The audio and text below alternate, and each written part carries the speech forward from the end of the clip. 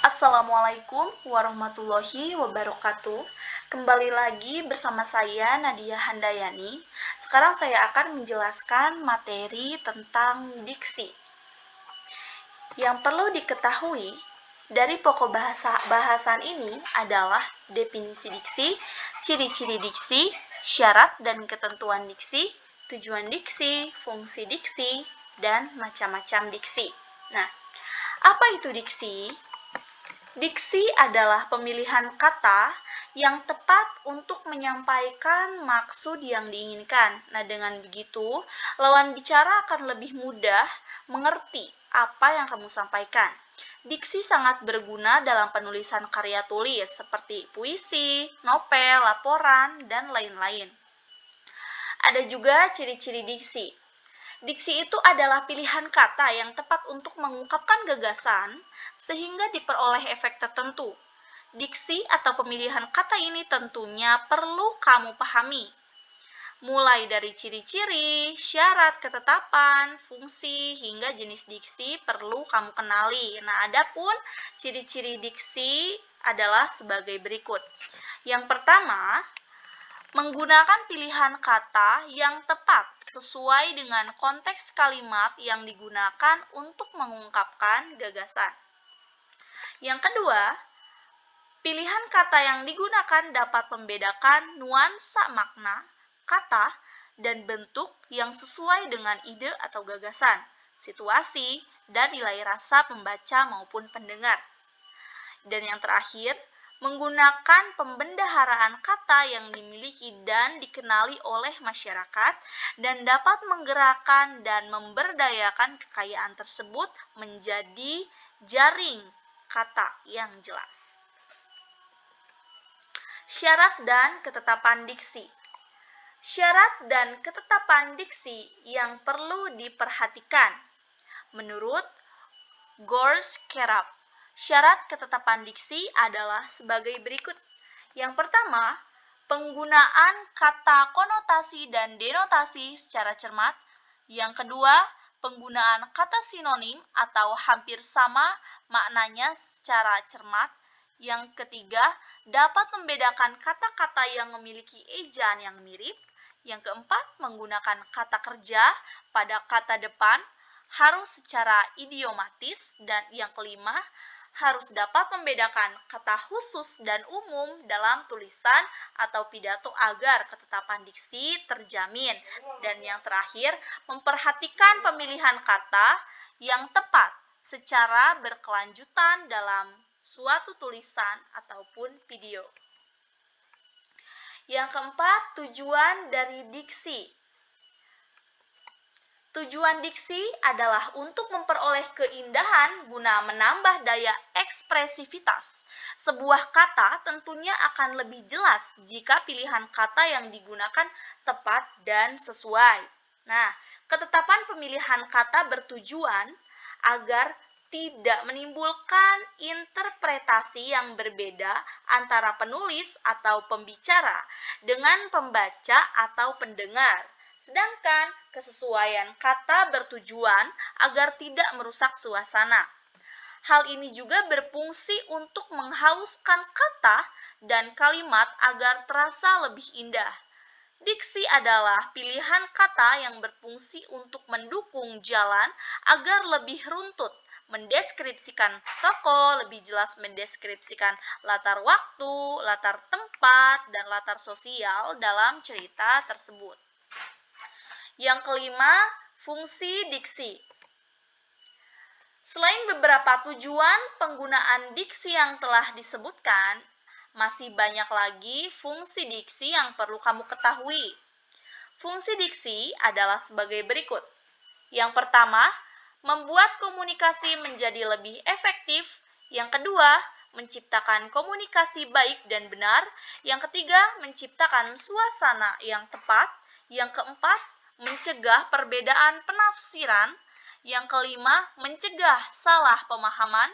Yang keenam, pencapaian target komunikasi lebih efektif. Yang ketujuh, membentuk gaya ekspresi gagasan yang tepat. Itu sangat resmi.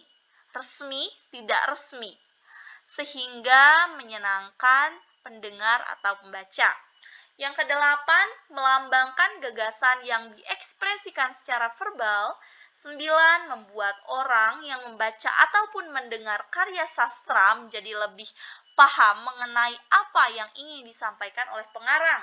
Yang 10, melambangkan ekspresi yang ada dalam gagasan secara verbal, tertulis ataupun terucap.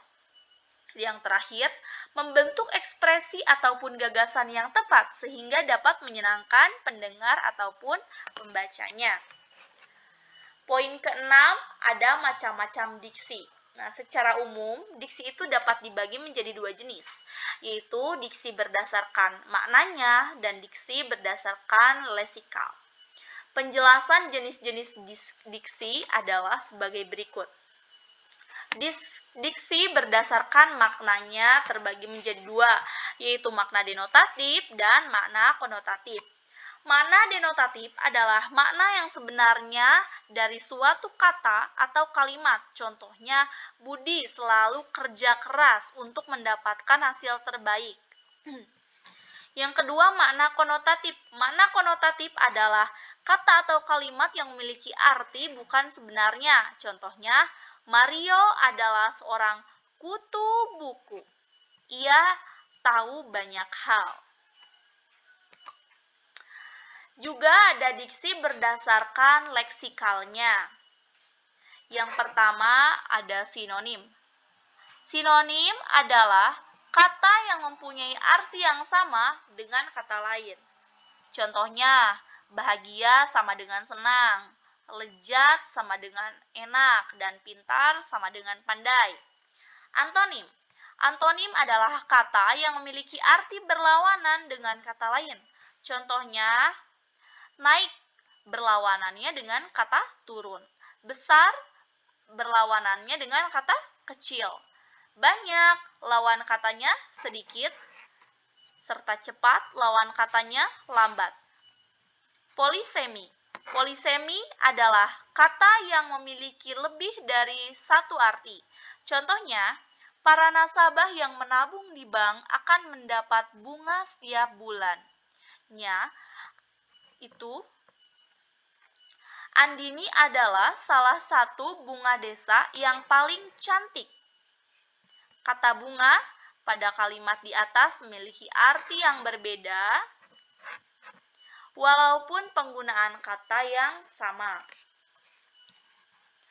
Homograf. Homograf adalah kata yang memiliki lafal dan arti yang berbeda, namun ejaannya sama. Contohnya, makanan favorit wanita itu adalah tahu goreng. Wanita itu tidak tahu kalau hari ini libur. Kata tahu pada kalimat di atas ejaannya itu sama, tapi memiliki arti yang berbeda. Homofon. Homofon adalah kata yang memiliki ejaan makna yang berbeda, namun lafal sama. Contohnya, Anton menabung uangnya di bank secara rutin. Bank Anton ini beda di sini ya. Penulisannya beda, tapi pelafalannya sama. Uangnya di bank. Bank Anton. Bank Anton bekerja di perusahaan pembiayaan. Nah, kata bank alias bank dan bank pada kalimat di atas memiliki lafal yang sama, namun ejaan dan maknanya berbeda. Homonim. Homonim adalah kata yang memiliki lafal dan ejaan yang sama, namun artinya berbeda satu sama lain. Contohnya, penggunaan kata bulan pada kalimat berikut. Bulan terlihat bulat penuh malam ini. Nah, berbeda dengan kalimat semua karyawan mendapatkan gaji setiap bulan. Lanjutnya ada hiponim atau kata khusus. Hiponim adalah suatu kata atau frasa yang mananya tercakup dalam kata atau frasa lain yang lebih umum, yang disebut hiperonim atau hipernim. Suatu hiponim adalah anggota kelompok dari hiperonimnya dan Beberapa hiponim yang memiliki hiperonim yang sama disebut dengan hiponim. Kucing, serangga, dan merpati adalah hiponim dari hewan. Hewan adalah hiperonim dari kucing. Serangga dan merpati adalah kohiponim dari kucing sebagai hewan. Yang terakhir, hipernim secara kata umum. Hipernim adalah kata yang dapat mewakili banyak kata lainnya, sedangkan hiponim adalah kata yang dapat terwakili oleh kata hipernim. Contohnya, di kebun binatang itu terdapat banyak binatang air, misalnya gajah, singa, buaya, rusa, kuda, dan lain-lain. Pada kalimat di atas, binatang liar merupakan hipernimnya. Sedangkan kata hiponim gajah, singa, buaya, rusa, kuda, dan lain-lain 4 dari